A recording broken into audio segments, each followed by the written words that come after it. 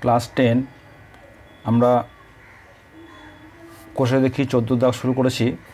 এর আগের দিন আমরা 1 থেকে 5 করেছিলাম। আজ 6 দাগ থেকে শুরু করি। 3 বন্ধু যথাক্রমে 8,000 টাকা, 10,000 টাকা ও 12,000 টাকা সংগ্রহ করে এবং ব্যাংক থেকে কিছু টাকা ধার নিয়ে একটি ব্যবসা শুরু করে। বছরের শেষে তারা দেখলেন 13,400 টাকা লাভ হয়েছে। সেই লাভ থেকে ব্যাংকের বছরের কিস্তি 5,000 টাকা শোধ দেওয়ার পর বাকি টাকা তারা মূলধনের অনুপাতে ভাগ করে নিলেন। লভ্যাংশ থেকে কে কত টাকা পাবেন হিসেব করে দেখি। তাহলে এখানে লক্ষ্য করে দেখো, এই যে 13,400 টাকা লাভ হলো, সেখান থেকে ব্যাংকের কিস্তি 5,000 টাকা বাদ যাবে। তাহলে বাকি যে টাকাটা পড়ে থাকবে সেই টাকাটা তাদের মূলধনের অনুপাতে ভাগ হবে। ঠিক আছে, এবার আমরা করি আস্তে আস্তে। তাহলে কি লিখব? 3 জন বন্ধুর মূলধন 3 বন্ধুর মূলধন যথাক্রমে 8,000 টাকা,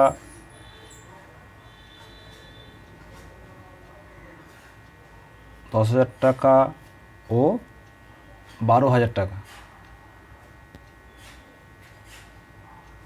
অতএব তাদের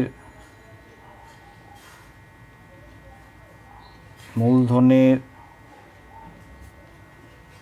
অনুপাত কত হবে?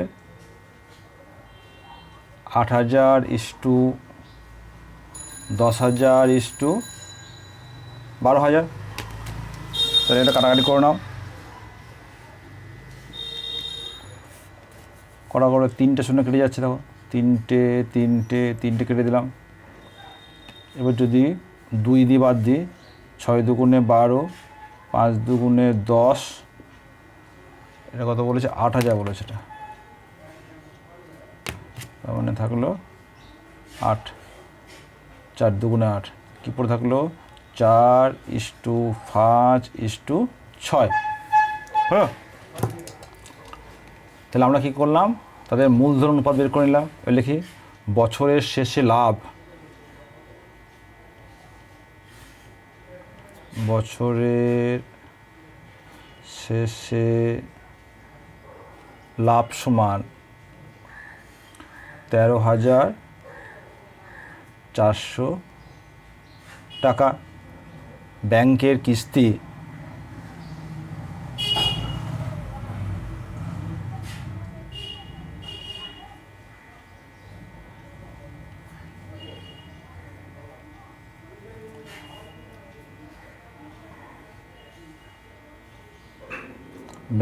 কিস্তি সমান কত? 5,000 টাকা। অতএব অবশিষ্ট লাভ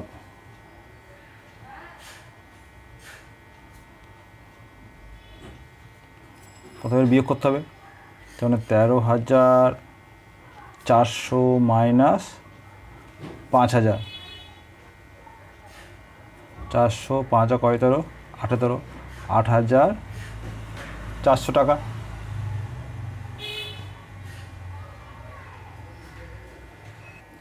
অতএব এই যে অবশিষ্ট লাভ, এই টাকাটা কি হবে? না মূলধনের অনুপাতে ভাগ হবে।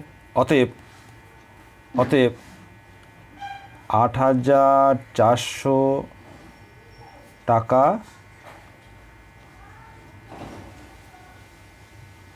মূলধনের অনুপাতে ভাগ হবে। অতএব প্রথম বন্ধুর লভ্যাংশ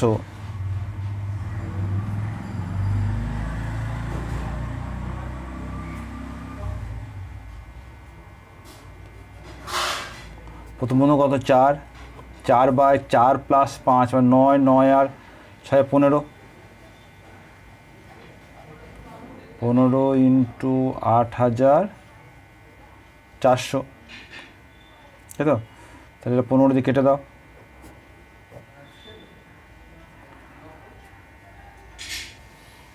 কাটো কত হলে 5,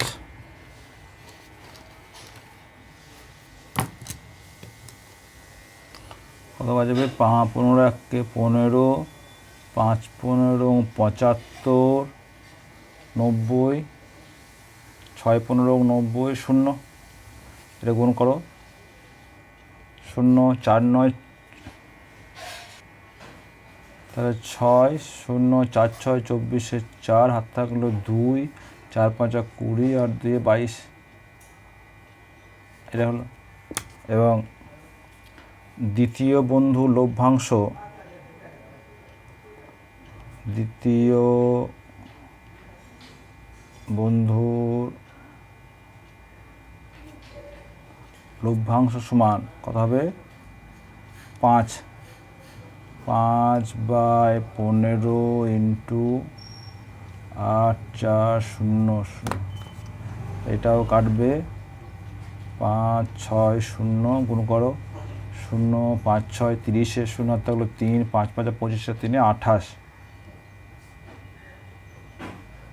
টাকা। তৃতীয় বন্ধুর লভ্যাংশ, তৃতীয়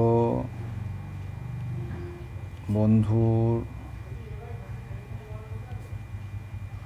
লভ্যাংশ কত 6, 6/15 ইন্টু 8400,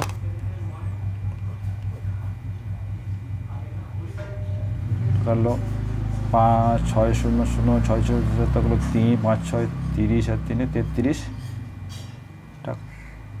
এই তিনটে উত্তর। অতএব উত্তর কি লিখবো, অতএব 3 বন্ধু লভ্যাংশ যথাক্রমে 2240 টাকা, 2800 টাকা ও 3360 টাকা।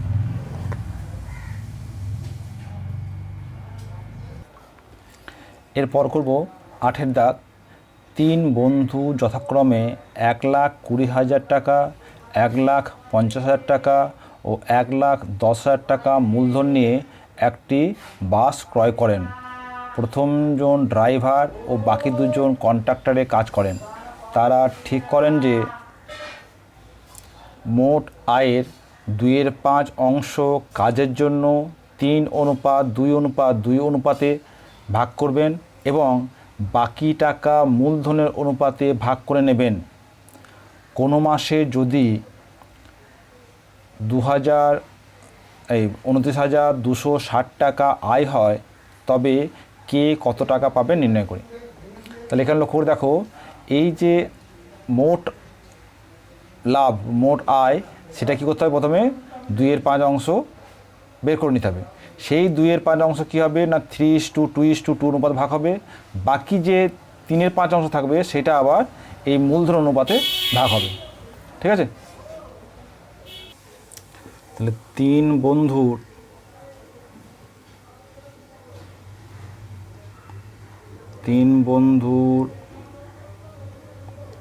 মূলধন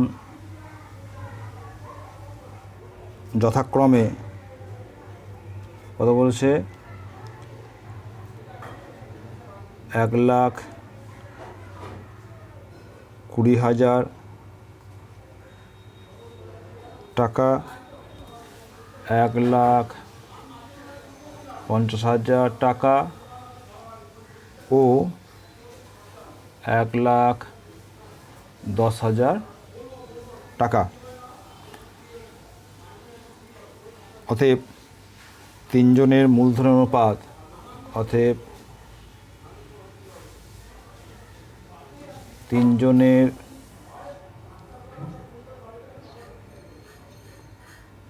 মূলধনের অনুপাত কত হবে 1,20,000 অনুপাত 1,50,000 অনুপাত 1,10,000। তাহলে 4টা করে শূন্য কেটে দিলাম, তা কত হলো? তাহলে ওইটা থাকলো। তো 12:15:11।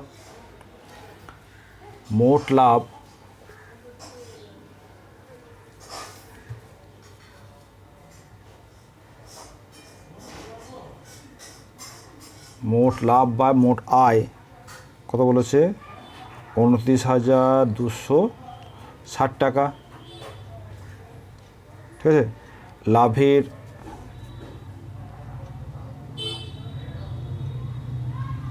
লাভের 2/5 অংশ সমান 2,926 গুণিত 2,5।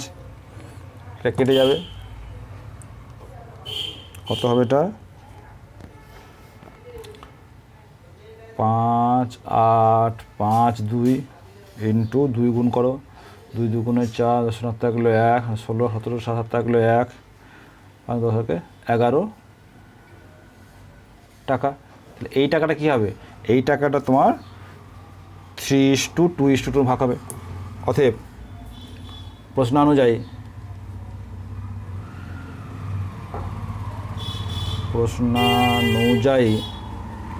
1,1704 টাকা 3:2:2 অনুপাতে ভাগ হবে। অতএব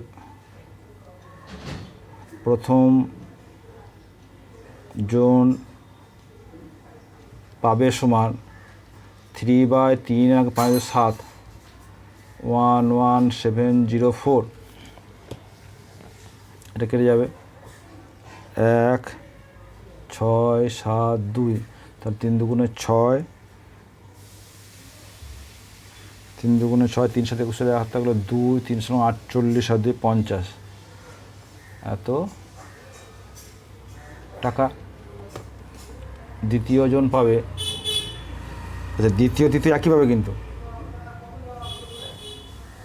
দ্বিতীয় ও তৃতীয় জন পাবে সমান 2/7 গুণিত 1 1 4 1,672। তার মানে হতে হবে এটা 2 2 4, 7 2 14, 32 33, 3,344 টাকা হলো। এবার কী হয়েছে? তাহলে এই যে এত টাকা হয়ে থাকলো, তাহলে এবার লেখো অতএব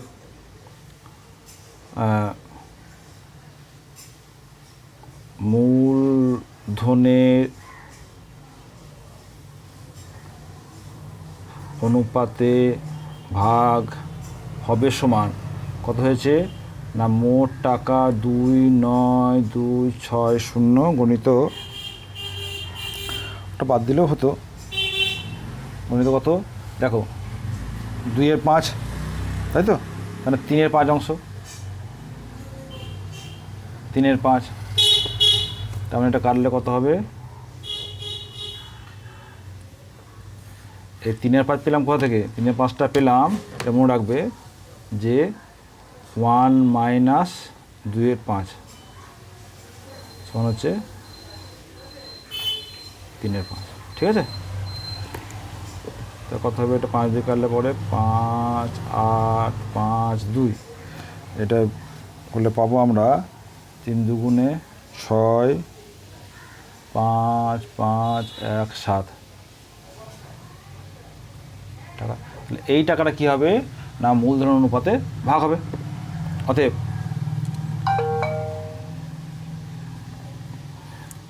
অতএব এখান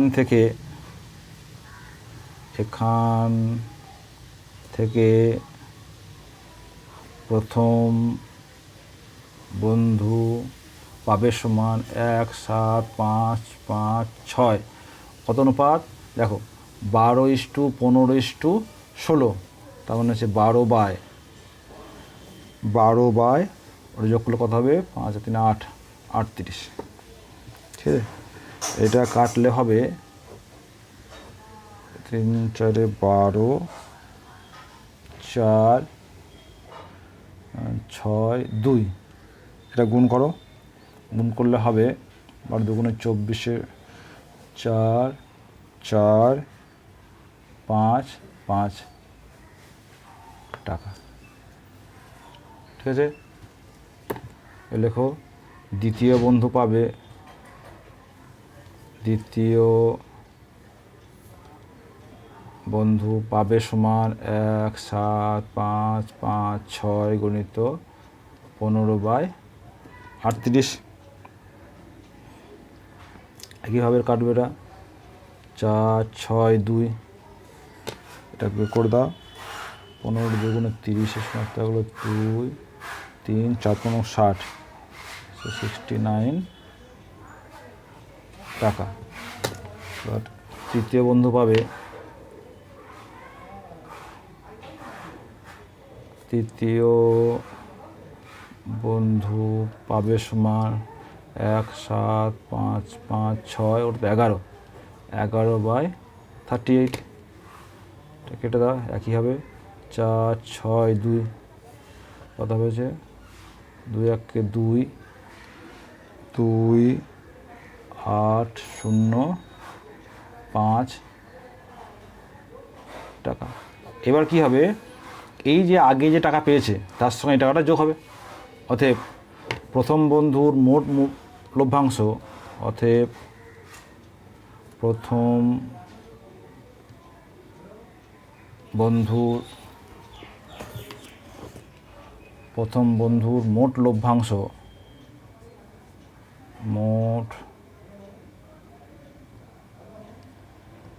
লভ্যাংশ, আগে ছিল 5016 টাকা যুক্ত 5544 টাকা, মোট হলো 10,560 টাকা। দ্বিতীয় বন্ধুর মোট লভ্যাংশ কত হবে? আগে ছিল 3,344 যুক্ত এখন হলো কত? 6,930, মানে হচ্ছে 10,274 টাকা।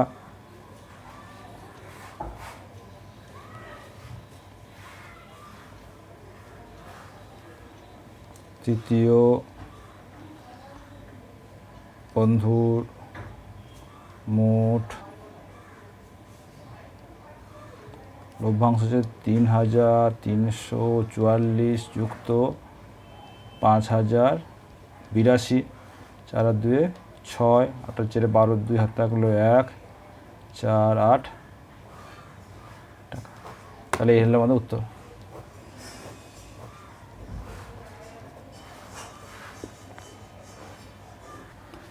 এবার করবো 10-এর দাগ।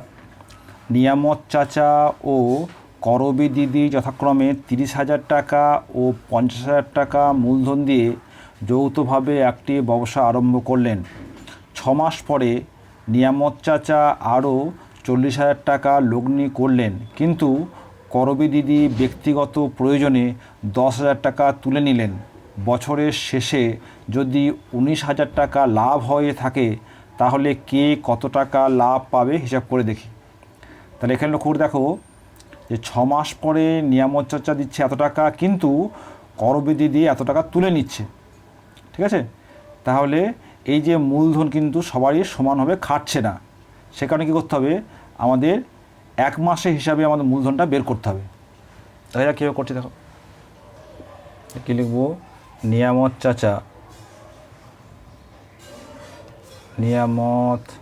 চাচা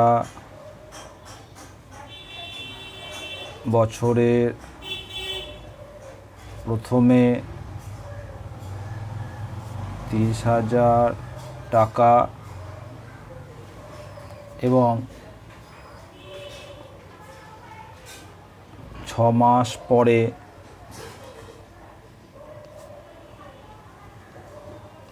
আরও 40,000 টাকা দেন।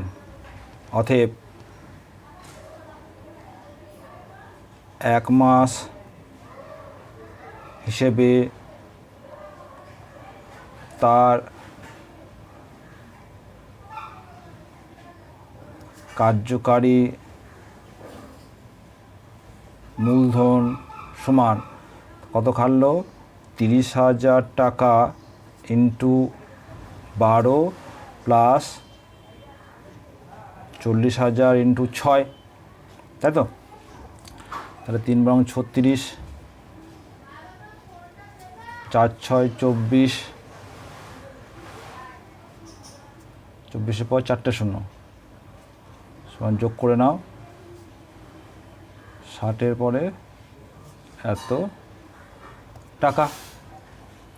আর করবি দিদি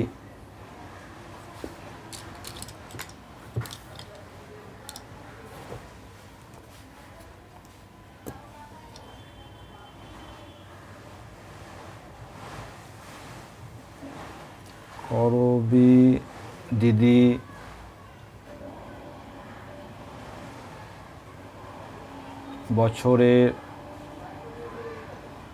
প্রথমে 50,000 টাকা দেন, কিন্তু 6 মাস পর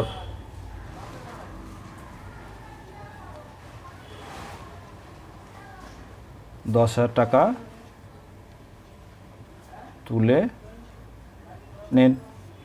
অতএব 1 মাস হিসেবে তার কার্যকারী মূলধন সমান, তাহলে 50,000 টাকা হলো ক মাস? 6 মাস। তাহলে 50,000 ইন্টু 6 যুক্ত, তো 10টা তুলে নেন, তাহলে 50 মাইনাস 10, 50,000 মাইনাস 10,000, এটা খাটলো ক মাস? আরও 6 মাস, তাই তো? তাহলে কত হলো? 5 6 30, 4টা শূন্য 40, 4 6 24, এত সমান 54 টাকা হলো।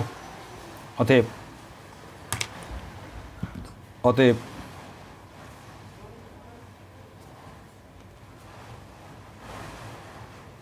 নিয়ামত চাচা ও করবি দিদির মূলধনের অনুপাত সমান কত হবে? 60,000 অনুপাত 54,000। কেটে দাও, 4টে শূন্য 4টে শূন্য কাটলো, 6 9 54, 6 10 60, কথা হলো 10:9। মোট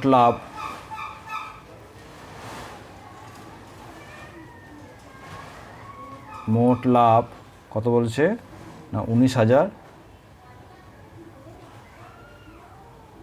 টাকা।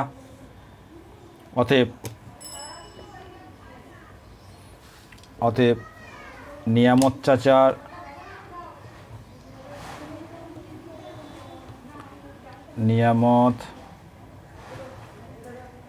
চাচার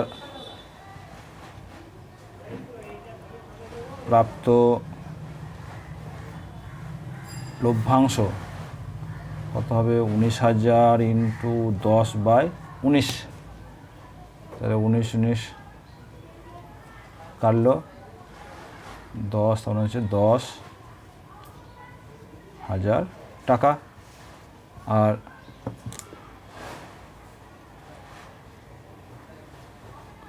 করবী